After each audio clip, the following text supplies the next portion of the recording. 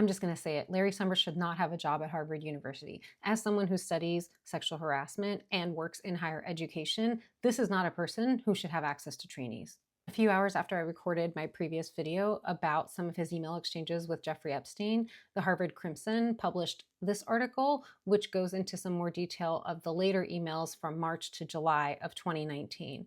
In March of 2019, Summers says to Epstein about this woman who he has previously described as someone he is supposed to be mentoring, that she must be very confused or maybe wants to cut me off, but wants the professional connection a lot and so holds to it.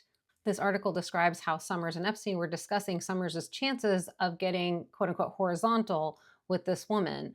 Here's their summary. What he actually wrote is somehow worse. He said, best shot for me, she gives up on marriage, finds me invaluable and interesting, and get her to conclude she can't have it without romance or sex, without deciding I'm weak or vengeful.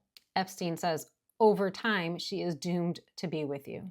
Just to be clear, what he's saying there is that he hopes she will realize that she will not be able to access certain professional opportunities unless she gives him a sexual or romantic relationship. That is quid pro quo sexual harassment. Their final messages were exchanged on July 5th, 2019, the day before Jeffrey Epstein's arrest. He died a month later. A spokesperson for Larry Summers has said the woman referenced in these emails was not his student, but he himself described his relationship to her as an economics mentor. So he had a mentor-mentee relationship with her, whether she was a student or not.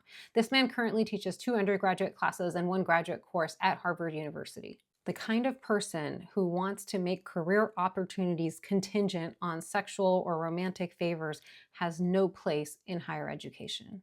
As a reminder, in one of his emails to Epstein in 2017, Larry Summers had talked about the excesses of Me Too, and it's important to point out that he hasn't been canceled yet.